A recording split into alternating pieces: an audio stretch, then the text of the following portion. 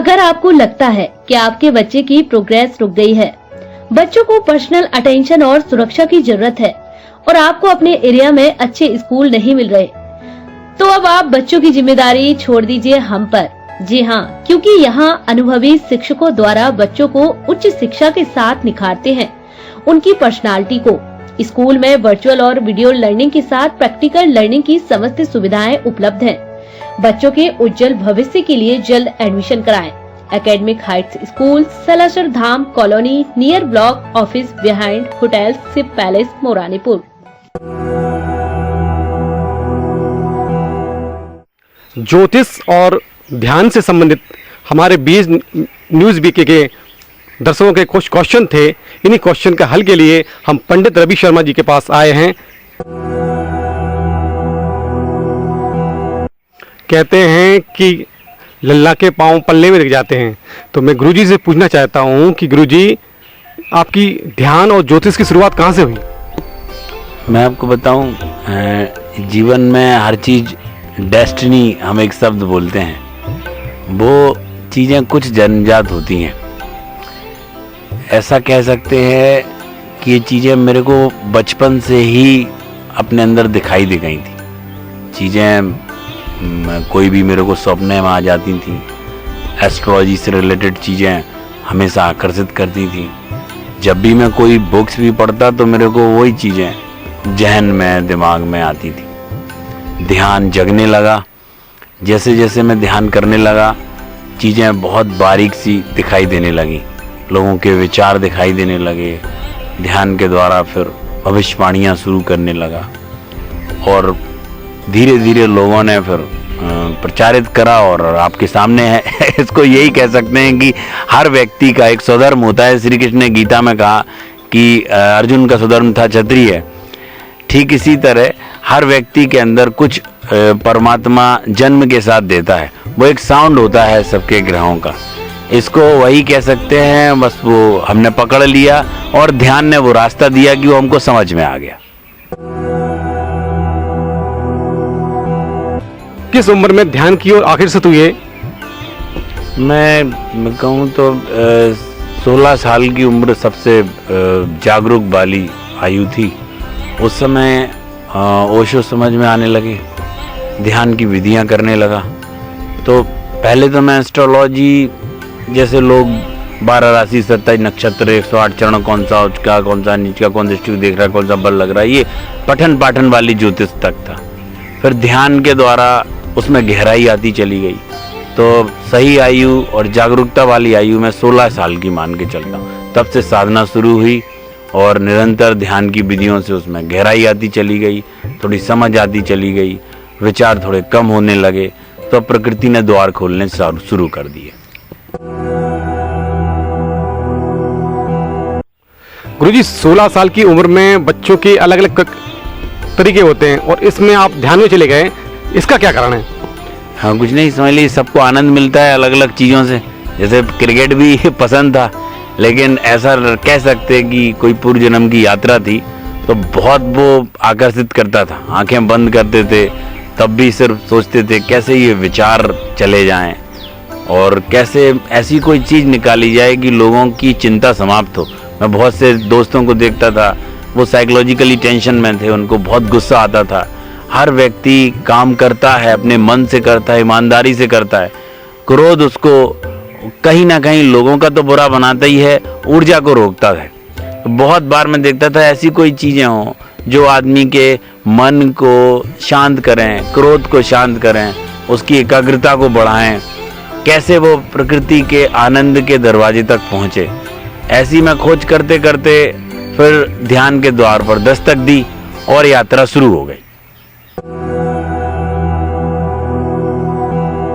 गुरुजी, news BK के दर्शकों को बताइए कि ध्यान क्या है?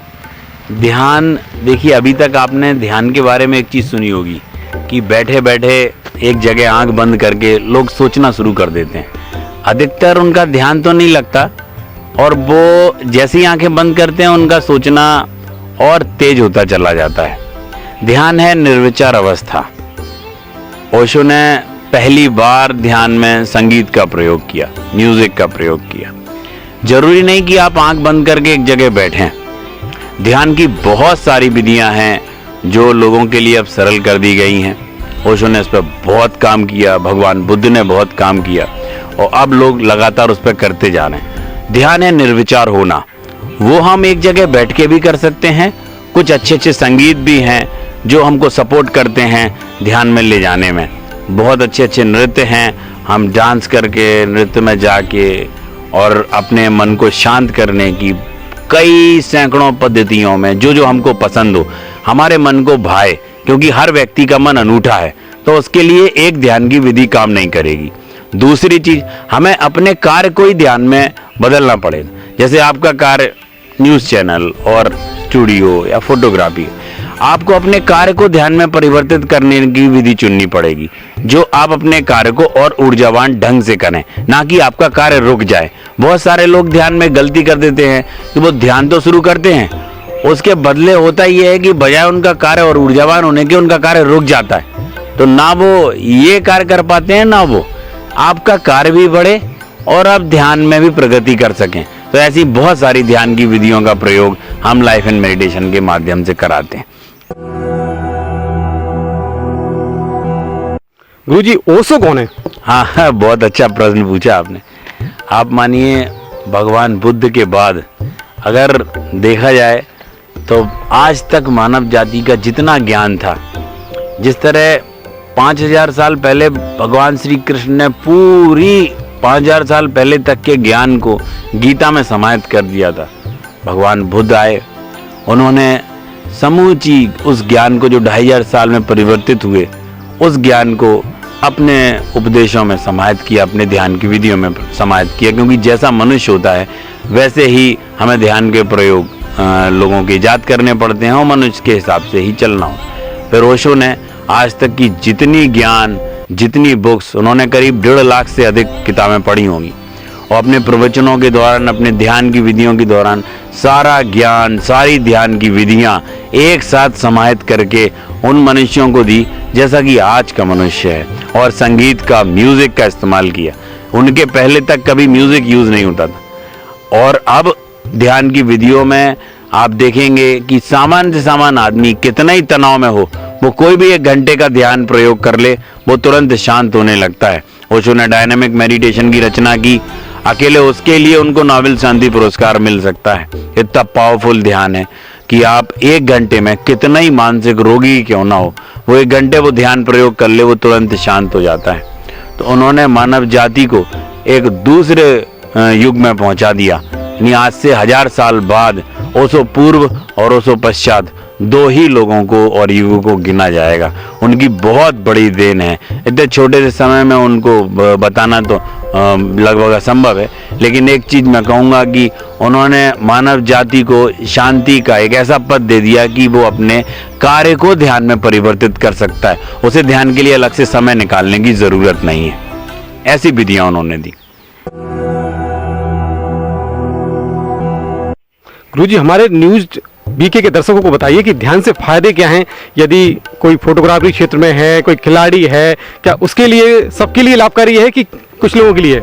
नहीं, अगर हम जिंदा रह रहे हैं और हमें सिर्फ जिंदा रहना है मानसिक स्वस्थ होकर के, तो प्रत्येक व्यक्ति को ध्यान की विधि से जुड़ना पड़ेगा। विधियां अलग अलग हो सकती हैं। जैसे आप मान लीजिए, मैंने खुद अपने से शुरू करूं, मैंने ध्यान शुरू किया, मैं कोई जन्मजात ऐसी कोई मेरे अंदर चीज नहीं थी, लेकिन जब मैंने ध्यान किया तो जो एस्ट्रोलॉजी की समझ है, जो एक एस्ट्रोलॉजर निखर के आया, वो ध्यान की विधियों के द्वारा आया। कोई भी चित्रकार है, वो ध्यान करता है तो उसके अंदर चित्रकारी की जो बड़ी से बड़ी पराकाष्ठा होती है वो निखर के आएगी। कोई व्यक्ति खाना अच्छा बनाता है, अगर वो रोज ध्यान करता है तो उसके अंदर वो टैलेंट निखर के आएगा जो नॉर्मली रूप से उसके अंदर नहीं हो सकता। उसके अंदर एक सूक्ष्म दृष्टि विकसित हो जाएगी। और जो हमारे भीतर स्वधर्म, जैसे भगवान श्री कृष्ण ने गीता में कहा कि अर्जुन का स्वधर्म है क्षत्रिय, किसी का ब्राह्मण, किसी के अंदर कोई टैलेंट भगवान देता है। ध्यान का मतलब है कि छुपे हुए टैलेंट को बाहर निकालना।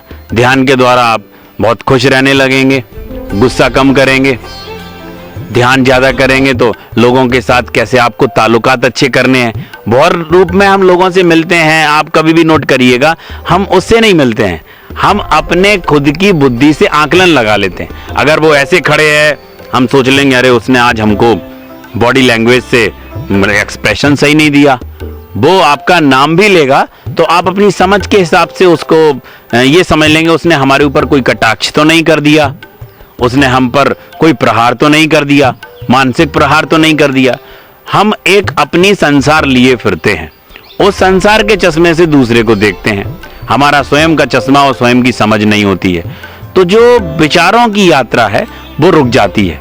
और ध्यान से हम लोगों से व्यवहार अच्छे करेंगे, मम्मी पापा से व्यवहार अच्छे करेंगे, पति पत्नी में व्यवहार अच्छा होगा, हम अपने बच्चों के साथ व्यवहार अच्छा करेंगे, हमें गुस्सा कम आएगा, हम लोग कल्पना कम करेंगे, विचार कम होंगे। विचार कम होंगे तो हम प्रकृति को देखेंगे, ये देखो चिड़िया चहचहा रही, वृक्ष हैं, इनको देखने की समझ पैदा होगी। लोगों के साथ दोस्ती अच्छी करेंगे, आप फ्रेंड्स अच्छे बनेंगे, आप व्यापारी अच्छे बनेंगे। आप ध्यान करके जो अधिक से अधिक एक्सट्रीम टैलेंट होगा वो आपके अंदर निखर के आएगा।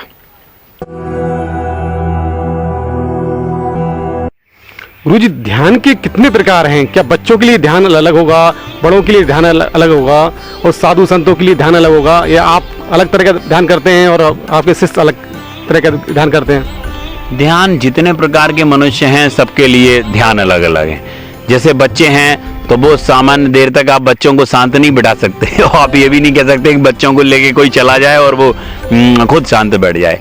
हमको ध्यान की विधियों को अपने हिसाब से तालमेल में बिठाना हो। कोई बहुत सक्रिय लोग होते हैं, बहुत ऊर्जावान होते हैं, तो उनको डांस के माध्यम से ध्यान की विधियां हैं। जो शांत बैठ सकते हैं उनके लिए शांत बैठ के वो ध्यान है। और अगर कोई व्यक्ति बहुत हलल चलल है, दिमाग में बहुत सारे विचार आते हैं, तो जिब्रिस मेडिटेशन है, कैथार्सिस है। ओशो ने ध्यान की बहुत सारी विधियां जो मानव जाति में अनन्य विधियां थी, बहुत बड़े बुद्ध पुरुषों ने बनाई थी, उन सबको एक सूत्र में बांध दिया। उन ध्यान की विधियों में जितने प्रकार के मनुष्य हैं उतने प्रकार की ध्यान की विधियां हैं। हमारा मन कैसा है पहले हमको उस हिसाब से जानना होगा और फिर ध्यान शुरू करना होगा। सारी ध्यान की विधियां सभी के लिए नहीं हो सकती। जितने प्रकार के मनुष्य उतने प्रकार की व्यक्ति के लिए ध्यान की विधियां। गुरुजी, कोरोना काल में लोग घर में कैद हैं और मानसिक टेंशन है, वो लोग स्वस्थ कैसे रह सकते हैं? मैं आपको बताऊं, सबसे मूलभूत प्रश्न सभी के लिए है। लोगों को ऐसा लगता है कि बीमारियां व्यक्ति को होती हैं तो वो शरीर को होती हैं। हम अपने आप को और शरीर को अलग अलग कर लेते हैं। कैंसर है, महामारी तो हर 100 साल में आती है। प्रत्येक महामारी पहले हमारे मन में प्रवेश करती है। दुनिया की कोई भी बीमारी मन में प्रवेश करेगी। मन पहले रुग्ण होगा, फिर शरीर रुग्ण होता चला जाता है। अगर हम मन को रुग्ण ना होने दें, मन को अस्वस्थ ना होने दें, तो हमारा शरीर कभी अस्वस्थ नहीं हो सकता। ध्यान का पहला प्रयोग मन के ऊपर होता है। जैसे ही हम ध्यान में प्रवेश करते हैं, हमारे विचार रुकते हैं, हमारा मन शांत हो जाता है। हम अगर अपने मन को शांत कर लें, हमारे शरीर तक बीमारी कभी भी नहीं पहुंच सकती। शरीर पर पहुंचने वाली प्रत्येक बीमारी पहले मन से होके आती है। ध्यान का सीधा असर मन के ऊपर होता है। इसी तरह अगर कोई रोगग्रस्त व्यक्ति है, उसे कितना भी बड़ा रोग हो गया है, अगर एक अच्छा प्रयोग, ध्यान प्रयोग लगातार कोशिश करे, तो उसका जो आभा मंडल होता है, हमारे आसपास एक सुरक्षा कवच निर्मित होता है। जैसे पृथ्वी के आसपास एक ओजोन की परत है जो पृथ्वी की रक्षा करती है, 300 किलोमीटर का एक वायुमंडल की तरह है। वैसे ही एक सुरक्षा कवच प्रकृति ने प्रत्येक मनुष्य को दिया हुआ है। हम उसे आभा मंडल कह लें या कोई भी सुरक्षा रेखा कह लें, वो हमारी निगेटिविटी से रक्षा करती है। जैसे ही उसमें थोड़ी सी कमियां आनी शुरू होती हैं, हमारी ऊर्जा कम होनी शुरू हो जाती है और हमारे मन पर रोग असर करने लगता है, फिर वो शरीर पर जाता है। लगातार ध्यान की विधियों का अभ्यास करने से आपकी श्वास लयबद्ध चलेगी। जैसे ही श्वास है, तो ऐसे स्टूडेंट लोग जान लें कि breathing is directly proportional to your thoughts. श्वास लयबद्ध चलेगी तो हमारे विचार स्थिर होने लगेंगे। विचार स्थिर होंगे तो हमारा मन शांत होगा। हमारा मन शांत होगा तो वैसे ही हमारा शरीर भी अपने आप निरोगी रहेगा। सारा जोर श्वास की विधियों पर है। आती जाती श्वास को कैसे हम लयबद्ध बनाएं। श्वास लयबद्ध होगी तो जैसे मैंने पहले वाले प्रश्न में बताया था कि हमारे नर्वस सिस्टम है, ब्रेन में ऑक्सीजन की मात्रा बढ़ेगी, ऊर्जा बढ़ेगी। ऊर्जा बढ़ेगी तो हमारे आसपास न्यूरॉन्स अच्छा काम करेंगे और हमारी बुद्धि उच्च स्तर पर काम करेगी। हमसे गलत निर्णय भी नहीं होंगे और हमारा मन शांत रहेगा तो रोग हम तक नहीं पहुंचेगा, हमारे शरीर तक भी रोग नहीं पहुंचेगा। शरीर तक रोग नहीं पहुंचेगा तो हम खुश भी रहेंगे। जब हम खुश रहेंगे तो सामने वाला भी खुश रहेगा। हम किसी को दुख नहीं देंगे, क्योंकि दुखी आदमी ही दूसरे को दुख देने के कार्य सोचा। आप कभी चुप बैठ के प्रसन्न आदमी के साथ बैठिए, आपको लगेगा नहीं कि उसने कुछ कहा, वो सिर्फ आपको कुछ दे देगा। जरूरी नहीं कोई धन दे, हम किसी को पैसे दें। आप किसी के साथ प्रसन्न आदमी के साथ, एक डेवलप आदमी के साथ आप सिर्फ चुप बैठ जाएं, आपको लगेगा आप संपत्तिशाली हो गए।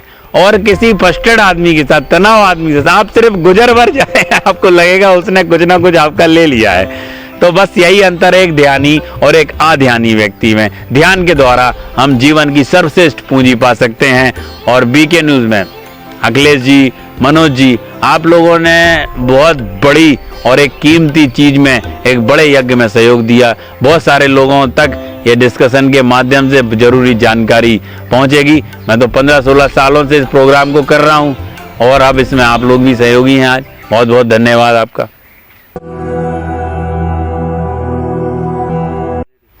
गुरुजी, हमारे कैमरामैन मनोज नागरिक जी का एक पर्सनली क्वेश्चन है। हाँ। कि आपके शिष्य हैं 80-80 साल के हैं, 70-70 साल के हैं और आपकी उम्र तो बहुत कम लगती है। हाँ, मैं और जितनी है वो भी नहीं बताऊंगा। जैसे आप अभी मेरा 20 साल पुराना फोटो भी है, वो मैं आपको दूंगा, फेसबुक पे भी डाला भी है मैंने। उसमें और अभी के फोटो में आप बहुत ज्यादा अंतर नहीं पाएंगे। ये तो व्यक्तिगत ध्यान का फायदा हो गया। फिर दूसरी चीज की लयबद्ध लगातार मुस्कुराहटें। ध्यान से आपको जो छोटी छोटी चीजें प्राप्त होंगी वो आपको दैनिक जीवन में दूसरों के ऊपर आप देखने लगेंगे, अपने ऊपर नहीं। आप देखेंगे सब आपको अच्छे लगने लग गए। गली के कुत्ते भी जिन्हें आप पत्थर मार के भगा दिया करते थे, वो भी आपके पास आ जाएंगे, क्योंकि ये जानवर भी बुरे और क्रोधी आदमी के पास जाना नहीं चाहता। और जितने भी आपके दोस्त थे वो आपकी तारीफ करने लगेंगे, आपके साथ बैठना पसंद करने लगेंगे। आपकी किताबें भी आपके पास आना शुरू कर देंगी। आपके गेट और दरवाजे भी आपसे व्यवहार अच्छा करना शुरू कर देंगे। आपके जूते और कपड़े भी आपको अलग दृष्टि से व्यवहार करेंगे। ये ध्यान का आपके भीतर असर होगा और आपकी आयु पर भी निसंदेह असर होगा। और उसका आप असर दूसरों के मुख से सुनेंगे कि जरूरी नहीं है कि सिर्फ आपको एज पर या आयु पर असर, आपके फेस पर, आपकी मुस्कुराहट पर, आपकी प्रसन्नता पर ध्यान का असर महीने भर में दिखने लगेगा। गुरुजी, न्यूज बीके के दर्शकों के लिए आप क्या कहना चाहेंगे? न्यूज बीके बहुत यूनिक सी चीज करता आ रहा है और मैं खुद भी बहुत प्रशंसक हूँ। बुंदेलखंड के अंदर लगातार मैं देखा आपने राम मंदिर के ऊपर कितना अच्छा मुद्दा उठाया, फिर आपने तुलना करके भी बताया श्रद्धा पर, ओरछा के राम और अयोध्या के राम पर। लगातार आप लोग भिन्न भिन्न तरीके की चीजें जो लोगों के काम की हैं, ना कि व्यर्थ की चीजें उठा रहे हैं। बड़ी काम की चीजें जो लोगों से सीधे जुड़ी हैं, उनके मानसिक स्वास्थ्य से भी जुड़ी हैं, और ये मैंने कम ही जगहों पर देखा है। तो इसके लिए मैं शुभकामनाएं देता हूँ। कुछ हटके चीजें करी जा रही हैं जो बुंदेलखंड को तो पसंद आ रही हैं और आगे भी लोगों को पसंद आएंगी। और न्यूज बीके का मैं खुद एक दर्शक हूँ और मैं शुभकामनाएं देता हूँ इस चैनल को इसी तरह से कार्य करते रहें और जनता के और अधिक प्रिय बने। इतने तो आप हैं ही, और आपकी बढ़ोतरी हो, ऐसी मेरी आशा है। धन्यवाद।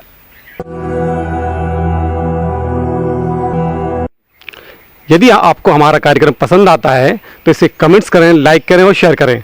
न्यूज बीके से मनोज नागरिक के साथ मैं अखिलेश चतुर्वेदी, झांसी।